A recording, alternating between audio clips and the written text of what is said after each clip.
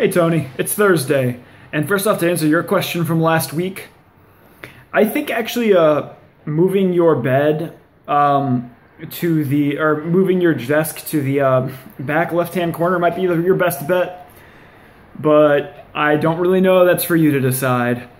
Now, for my video in this week, I have a couple things I want to talk about. First off, last weekend was really fun. As I know, we Skyped this past week. But Taylor and I went hiking with two of our really good friends. We had a really good time. We didn't go on like too big of trips, but we ended up driving about 45 minutes to the hill towns. I had a good time. We just enjoyed just sitting, chilling, and chatting with our friends. So it was the first time we had hiked since we had gone to Bar Harbor last year. So that was kind of crazy. It had been a long time, and all of us hadn't hiked in a long time.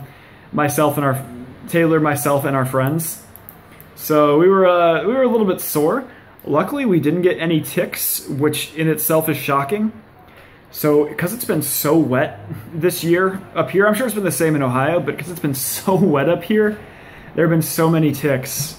Like, there was actually I want to say it was a Washington Post. It was a Washington Post or New York Times, I can't remember which, did an entire article on how bad the ticks are in New England right now. And these are ticks that are not usually there, that have not been here in ages, including one that's, actually from Texas. It's called the Lone Star tick. And the crazy thing about it is if you get bit, even if it's only in there for like 15 minutes, you become allergic to red meat. So it was, we were very concerned about getting bit by ticks. Luckily, none of us did, so that was good. And we got to enjoy ourselves. Now into the next part of the video, I'm going to talk about my day today. Now, as I've mentioned before, on Thursdays, I'm in court. And I learned something valuable today. Maybe not valuable, but I learned something interesting today. Is that you can not lose a case, but not win. So, I know that kind of seems counterintuitive. Because like usually in the idea of our adversarial justice system, one person wins, one person loses. For me today, I didn't win and I didn't lose. So what happened is it was a simple non-payment case, pretty standard. But we actually filed what's called a motion to dismiss, which, as you can gather from the title, it's us writing a motion to dismiss the case completely. Meaning the case is gone and our clients aren't damaged by it. Basically, they win the case. It was very similar to the case I had won about a month and a half ago, my first case. But this one was a little bit different. We had a couple reasons on our motions to dismiss as to why it should be dismissed. Namely, the tenant. So the tenants claim they never got a notice to quit. Now, in Massachusetts, I don't know how it is in Ohio, but in Massachusetts, you're required to be given a notice to quit before you can be evicted, which is basically the landlord saying, hey, you screwed up, you need to fix this in this way. The best example of that would be, a good example is if it's a non-payment case, you get a notice to quit saying, hey, you're 2 months behind, I need you to pay this up now or I'm going to evict you. And so it's required in Massachusetts that somebody has to get it. That being said, my clients claim they didn't get it. And the burden is on the plaintiffs, the landlords in this case, to prove that they received it. Now, I don't feel like they met their burden, but what the judge did is he did what's called putting it under advisement, which means we won't find out for another couple days how he's going to rule on it.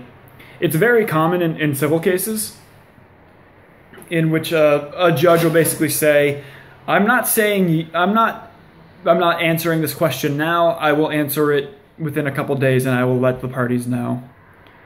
But so that happened. But so we had 4 reasons as to why the case got dismissed, and all of them were denied except for the one of whether or not they received their notice to quit, which is the one he put under advisement. Now, what was crazy about this case is it was supposed to be a relatively simple case. But what happened instead is that it actually turned into a full evidentiary hearing, so it turned into a full trial. I was not prepared for that. Gordon was not prepared for it. We were not prepared for a trial because it literally just got dropped upon us. So it was facts of the case we didn't really know, because we only heard one side. We didn't have time to do research because that's not how it works in Housing Thursdays. So we had this evidentiary hearing dropped upon us, and apparently Gordon thought I did a really good job on it. Personally, I didn't think I did that well. I didn't think I was prepared. I didn't think I brought in the right questions. But a lot of that could be just due to the fact that we had no time to prepare for it.